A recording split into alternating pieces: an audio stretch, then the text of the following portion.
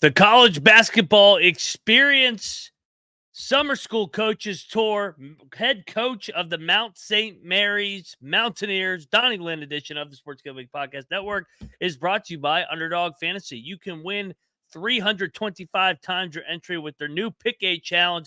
Sign up today using the promo code TCESGPN to claim your special pick and first-time deposit offer up to $250 in bonus cash. Underdog Fantasy, promo code TCESGPN. And we're also brought to you by Rhythm. Get the best data-driven props over at Rhythm. Claim your 7-day free trial today by going to sportsgamblingpodcast.com/rhythm. That is the sportsgamblingpodcast.com/RITHMM today.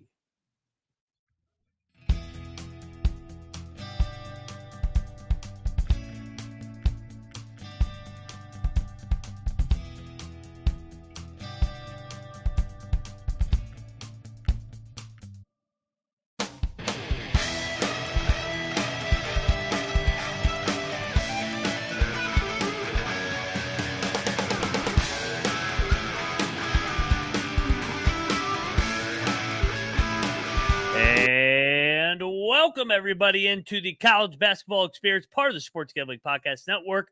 Friday, June the 14th, rolling on in the college basketball offseason. We got another Coaches Tour edition.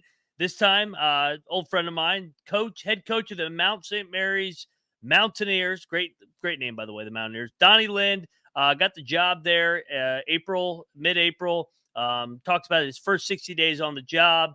His path leading up to it at Radford, UNC Greensboro, started his career as a video coordinator like myself and GA for Shaka Smart in the VCU Havoc days. But first, if you're wondering who you listen to, I am Moneyline Mac, a.k.a. the former video coordinator for Bob Huggins and Frank Martin.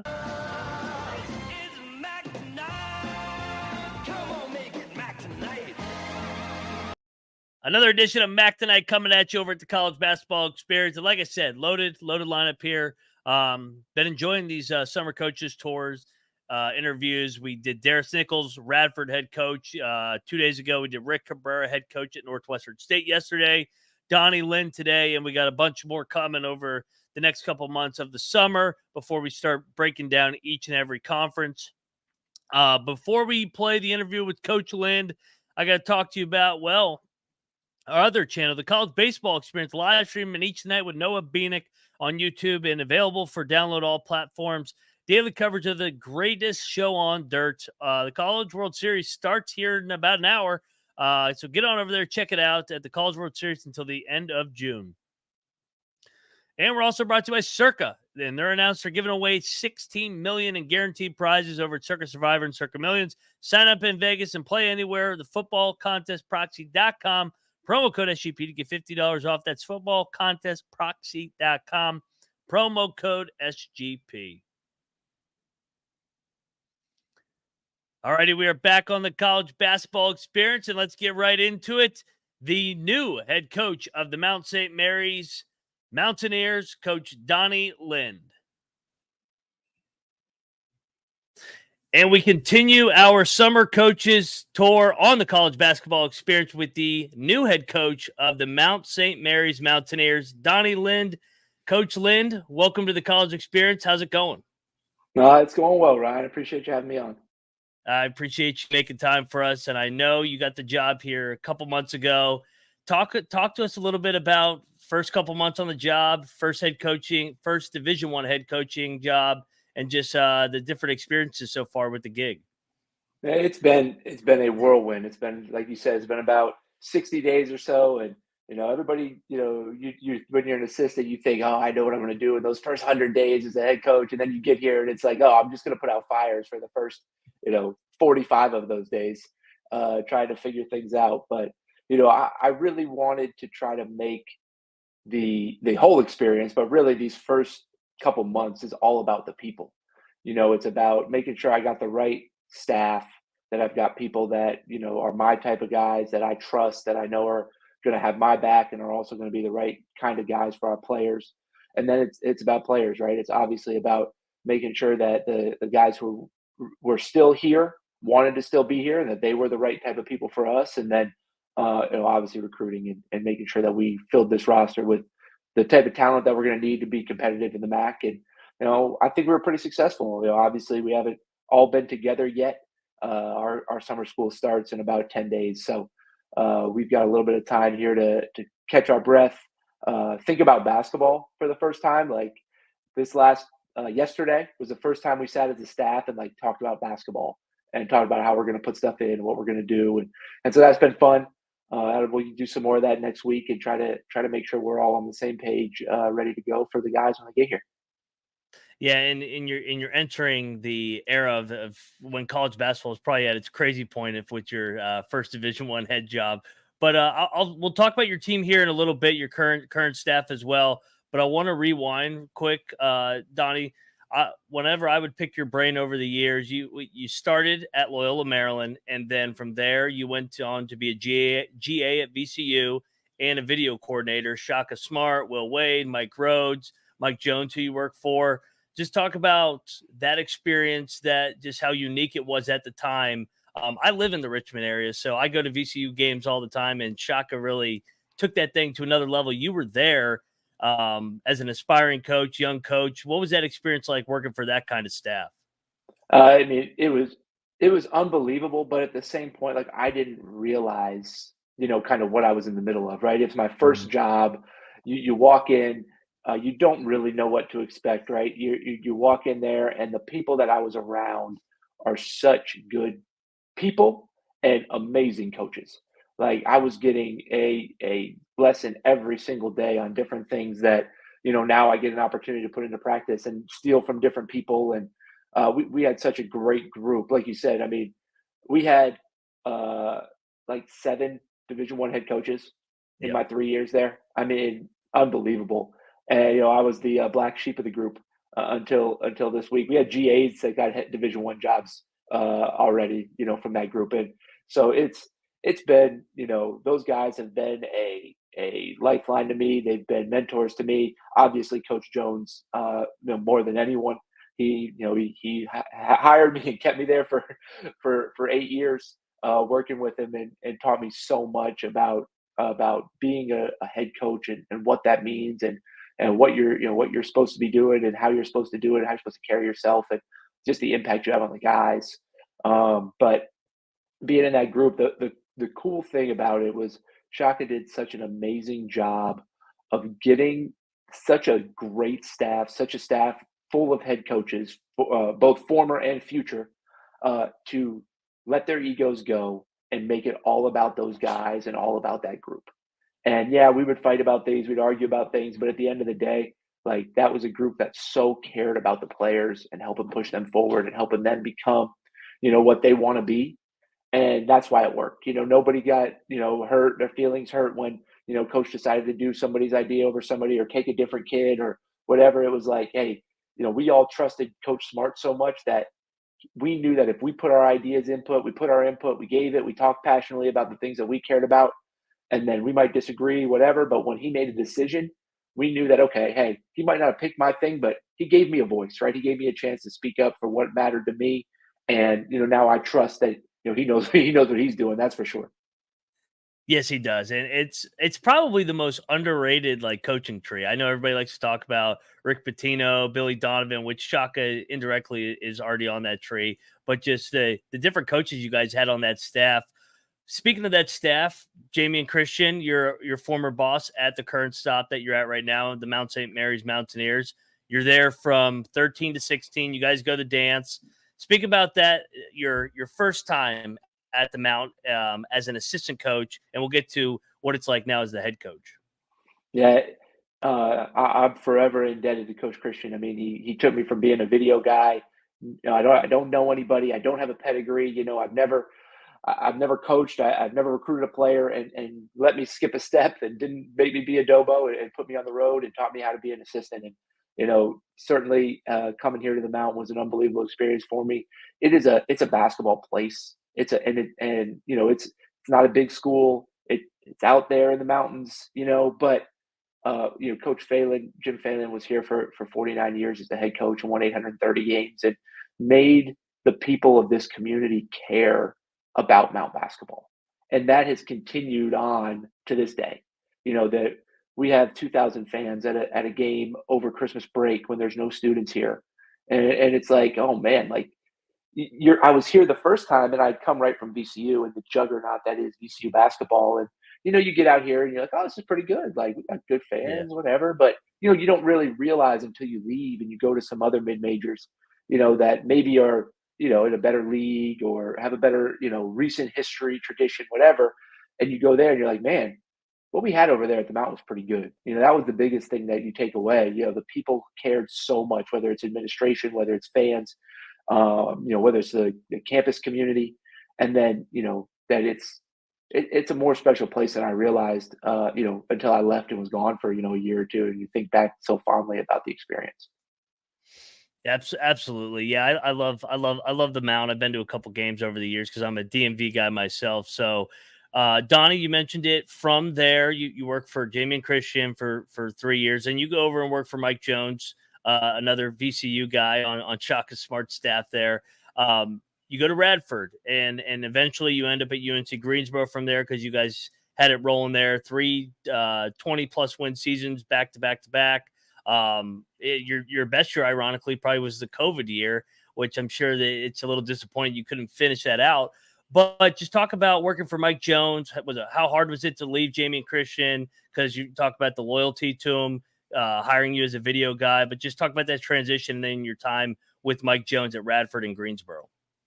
Yeah, it was it was definitely a difficult decision. Coach Jones, was someone who, when I first got to VCU, he was an assistant on that first staff, and I was his GA. So we were tight. We worked together every day. I helped him on things, and he remained a close mentor to me when he left and went to Radford. By the time he got the Radford job, it was kind of late in the cycle. I already gotten the job at VCU to stay full time in video, and he was like, "I would have brought you, but like, he basically told me I couldn't go." Right? He's like, "I'm not even going to offer you a job because you already told Coach Smart you're staying. You're staying here to be the video guy, and I'm not letting you go back on that word." And even that lesson there, taught me so much about Coach Jones's character, right? And he's a guy who I really looked up to, the way he carried himself, the way the way he handled his family. Shoot, his wife is probably the reason he hired me in the first place.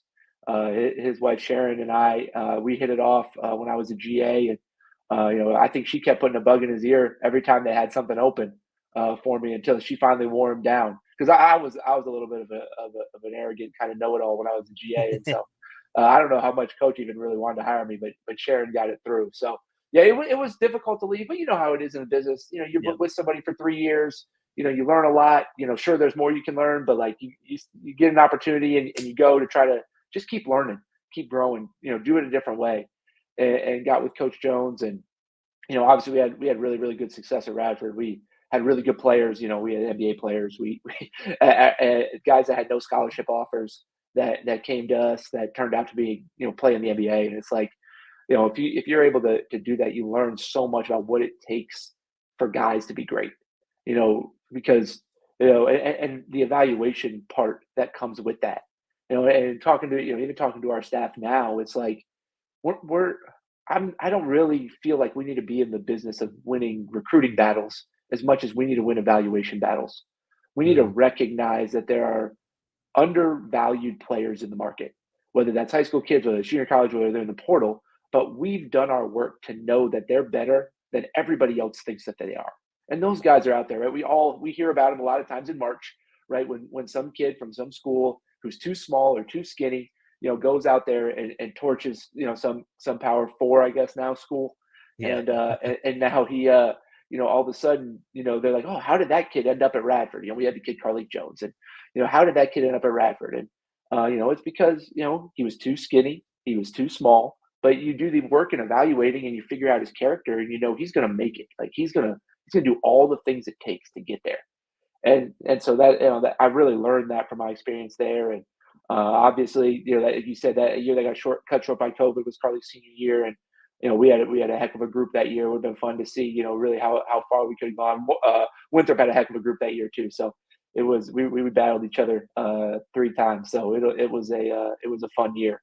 But then, the joys of coaching where, Coach Jones gets the job and you either choose to go to Greensboro or you choose unemployment, Yep. right? Yeah. Yeah. So, that was an easy move, for me and the fam, but being able to stay that long with Coach, you know, he just kept challenging me with more and more responsibilities. He saw me as a head coach long before I did. I kind of Mhm. had this dream out there of a head coach, and he made it a reality for me. Kept giving me more and more opportunities to do the things that head coaches do, to think the way the head coaches think, and you know, kept convincing me that I didn't need to leave to get that job. And how the business is like. Yep. There's this feeling that, well, if I don't become a high major assistant, I'll never get a head coaching job.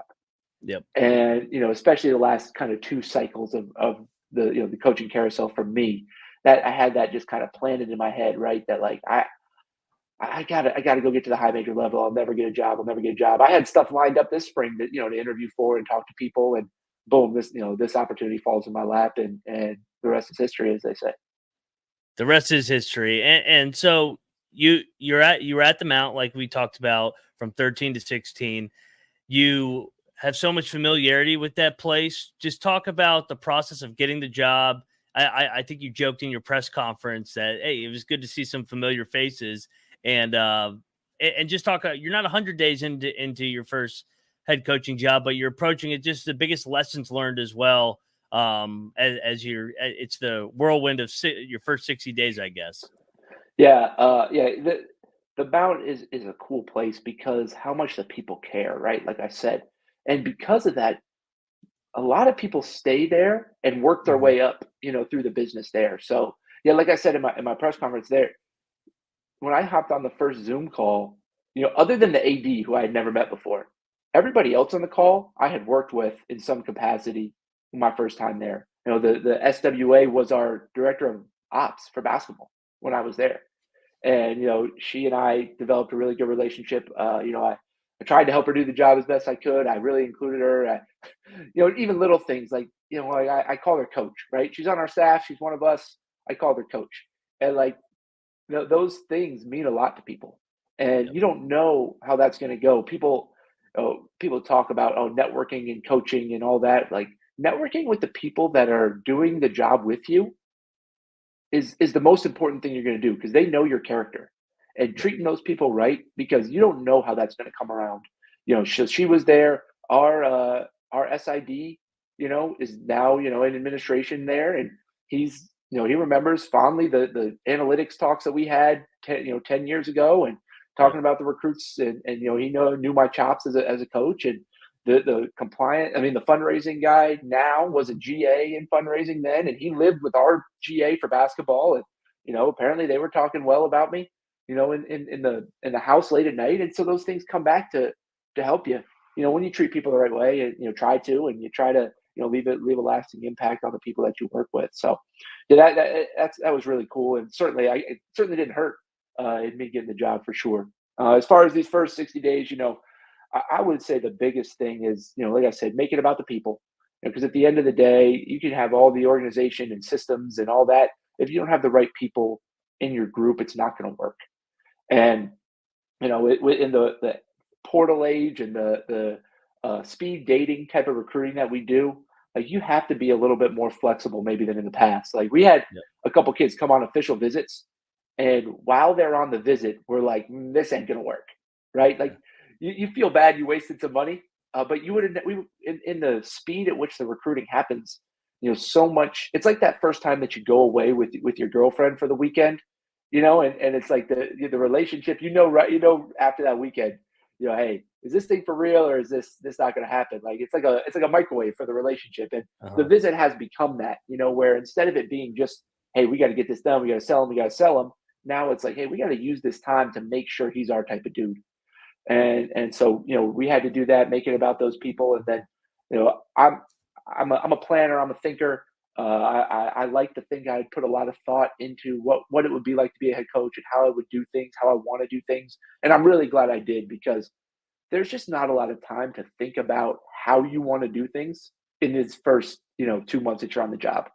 If you don't know how you want to play, if you don't know how you want to organize your staff, if you don't, know how you want to do some of these, kind of core things about what you do, you're not going to have time to figure it out during this time. And then, like I said, in a week we're in summer school, and if I haven't thought about how I want to play or how we want to organize practice or things like that, I'm not going to have time to figure it out. We're going to be flying blind in those first couple of weeks. So, it's important to put that time in before you get the job, and hopefully, because the things that they ask you to do or that you have to do in those first 60 days are very little of the stuff you maybe you want to do other than recruiting. But the other stuff is like, you got to do it. You got to do the fundraising things. You got to do the stuff that, with the administration and building up that group. And it's all super important, right? It's all super important. And you just, it's maybe not the basketball stuff that we all love to talk about. Yeah, your job is probably about 10% coaching actual basketball, now being the head coach. So no doubt, maybe less. It may be less. Donny, I come from the coaching industry. Everybody knows that tunes into the show. This is my favorite question to ask coaches. Well, how did you go about picking your staff? Because this is your first staff, your inaugural staff. It's a special staff for you. Did you know who you wanted to hire before you got the job, months before you got the job? Just talk about that process and what went into it mentally. Yeah, so I knew I wanted to, like I said about the evaluation, I wanted to hire coaches that could really evaluate. And so for me, that meant guys that have worked at really hard jobs and guys that have worked at like a lower level and been successful. Division two, Division three coaches. I wanted to make sure I had at least a couple of those guys because, we're not going to win the NIL battle. We're not going to outbid people for players. We're going to have enough. We're going to have enough to be successful, but we're going to have to really, really evaluate. We're going to have to uncover every stone. And so I had two of the guys that I hired. I had known for a good amount of time that I wanted to try to get them. Now I didn't really talk to them about it. Dave Maturo, who I worked with the first time I was here at the Mount, and he and I have known each other. We were at VCU together for a year. When I was a manager at Loyola, he was the Dobo at Siena, and so we did film exchange together. Right when I was in school, so we've known each other since like 2008 or something like that. Yeah. It's been a long time, and we've worked together for 2 years, I think. And so he and I had a good relationship. But even him, like I didn't want to put the cart before the horse. Like I don't want to jinx any of this stuff. Like if it takes an extra couple weeks to get him here, because I wait till I get the job to make anything official, like it'll be okay, is the way I looked at it. And so Dave had won a national championship at Randolph-Macon, Division III, and had been working in Division II and has really grinded it as a coach, man. He's really, really worked his butt off. And so I knew I wanted to try to hire him and Keith Chesley, he's worked at VMI and Army, two of the places that are as hard as anywhere to find guys and help them, find really good players and be successful. And so those two guys, I had kind of circled on my list really early that I wanted to hire them. And then, to find the rest of the staff, I had heard really, really good things about Jeremy Freeman, who had been here on the previous staff. He and I had met on the road a couple times and, knew each other, but didn't know each other. Like we weren't best friends, we had never worked together or anything like that, but had heard really good things about him from a lot of people, even before the job was open. And so I knew I wanted to give him a shot. And I wanted to get to know him and see if it would work. And so, but I also didn't want to be one of those guys that like just made him work for me for like 2 weeks and then just like out of the blue either said yes or no, right? So I wanted to be really intentional about, hey man, we're going to work together for a week to 10 days. If you want, if you want to, and then we'll see after then, one way or the other. Yeah. And he and I hit it off. He's my type of guy. He's a really, really organized, intelligent dude that works his butt off. That's really well connected in the Mid-Atlantic area. And so he was a really, really good fit for me. And so I decided to retain him. And then the last assistant we hired, C.D. Saul, he and I got to know each other. Last year we took our team at UNCG on a foreign tour. And we went to the NBA Academy in Senegal. And Coach Jones, in his graciousness, allowed me to coach the game, and I coached against Sidi.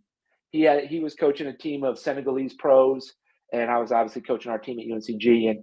And we coached against each other. And from there, he was working at the NBA Academy. And so we got to know each other in recruiting and talking about some of the guys that they had there, and really built a strong relationship over the course of the last year. And, when I got the job, he was one of the first people I called. Like, if there's a way that we can make this work, I'd love to. Like I said, we got to be creative in our recruiting. We've got to find guys that want to come here, that fit us. And I thought he could help us in that area, with his international ties. And I wanted somebody that, like I said, that was kind of an outside the box recruiter that could open up some areas to us that maybe wouldn't be available otherwise. And so he played at a really high level. He had been an assistant in the States and both at the college and pro level. So like he knows it's going on. He has some stuff in his background that I think made it a little bit more comfortable with hiring him, because one of the things that everybody said was, well, don't hire somebody in your first year that's never done the job before, because you're going to be learning so much. It's hard to then spend all that time teaching him how to do the job. Yeah. And so he had enough experience in the college level in the States that I felt comfortable that he'd be able to step right in and do the job. And he's only been here for 2 days, so I can't give him a grade yet, but he's other than he gets an A in staff hoops. So I can give him that, which is super valuable. He'll be busting our dude's ass in practice every day, so that'll be good. But no, he's going to be really, really good for us, and so I'm excited about the group that we have. And then we have a GA, Andrew Whitten, who is a former manager like myself, so near and dear to my heart. He works his butt off and is always in the gym with the guys. So that's a young, future aspiring coach that we can help build up. That's what it's all about, man. And that's great to hear. And yes, you always got to have a good support staff in hoops, because you got to win the manager / support staff games to boost your guys' ego. And then obviously, if you got to jump in practice if you get shorthanded. Donnie, I appreciate you taking the time. One last question before we get out of here. You guys are going to start summer practices here soon. What are the I don't know how I'm trying to phrase this question. What are the things that you want to pride yourself on to lead your program in your first year as a head coach? Yeah, when I think about like what our identity is going to be, how teams are going to like see us, we're going to play extremely hard. We're going to play extremely hard and extremely fast. Those are the things that I want people to know right away about us. Like, hey, it's going to be fun. The ball's going to be up and down. Like, it might get ugly at times because we're going to be playing fast, but I think it's going to work to our advantage in the long run, and we can really wear people down. And then we're going to play extremely hard on both sides of the ball. Our defense. I kind of see the game offense first. I always have, but working with Coach Jones the last 8 years, I've grown in my ability to not only coach and appreciate defense. He and I would argue, like, I always thought that the team with the most points won the game, but he always thinks the team that gives up the least points win. So I don't know. We would argue about that from time to time. But no, he really, really helped me understand. And I think we can have a team that plays really, really hard defensively, makes it hard on the other team to score, and then is out and playing quickly early in transition. And if we can establish those things the first year, and people, they walk in and like, oh man, we got to adjust to how they play, because it's so much, it's so fast and they play so hard. That's my goal. I want people to have to adjust to what we do. Love it. And look forward to watching every single game this year. Coach Donny Lind, thank you for stopping by the College Basketball Experience. Congrats again on your first head coaching gig back at a place that I know is special to you. Best of luck this season, and look forward to having you on again. Thanks, Ryan. Anytime, man. I really appreciate you and love doing it. Appreciate it, Coach. Okay. Donny Lind, head coach of the Mount St. Mary's Mountaineers, baby. Great guy. I've known him forever. When he was at VCU, knew him. He was a former manager, so me coming up through the ranks, picked his brain, had a rise. Like you said, he wore many different hats. GA at VCU, video coordinator, assistant coach at Radford, assistant coach at UNC Greensboro, and assistant coach at Mount St. Mary's, where he's now the head coach. So pulling for him. Excited that he gets his first crack at a Division I gig, and know he'll do a great job in MAAAC, as we like to call it here over at the College Experience. Before we get up on out of here, got to pay some bills because we're brought to you by Underdog Fantasy. Pick 8 is now live for the NBA Finals. Create entries with 8 picks, and Underdog will double your entry so you can miss up to 2 times and still win your entry, kind of like round robin. Sign up today using that promo code TCESGPN. You got to use that promo code right there, TCESGPN, to get the best offers there. Oh, higher, lower, half a point. Tonight I'm seeing over there for Jason Tatum. So get on over there. Claim your special pick. First time deposit offer up to $250 in bonus cash. Underdog Fantasy promo code TCESGPN. And we're also brought to you by Rhythm. If you want to get down on some NBA player props, download the Rhythm app. Rhythm has a lot of great things. They break down the stats, trends, so you can get the best value for your buck.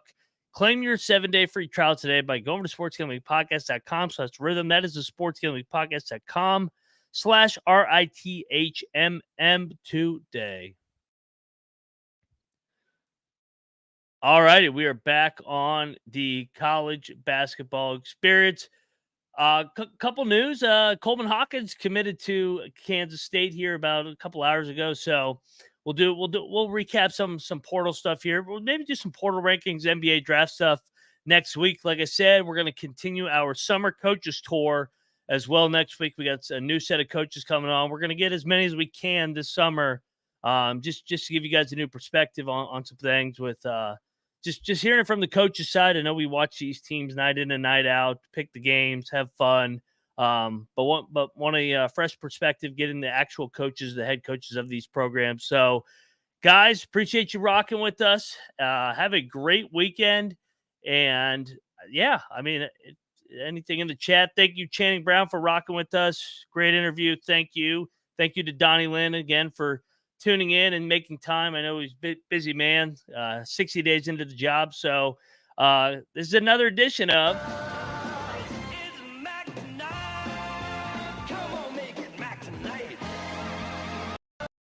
Mac Tonight, signing off over at the College Basketball Experience. Have a great weekend. You better start thinking about yours. And we are out of here.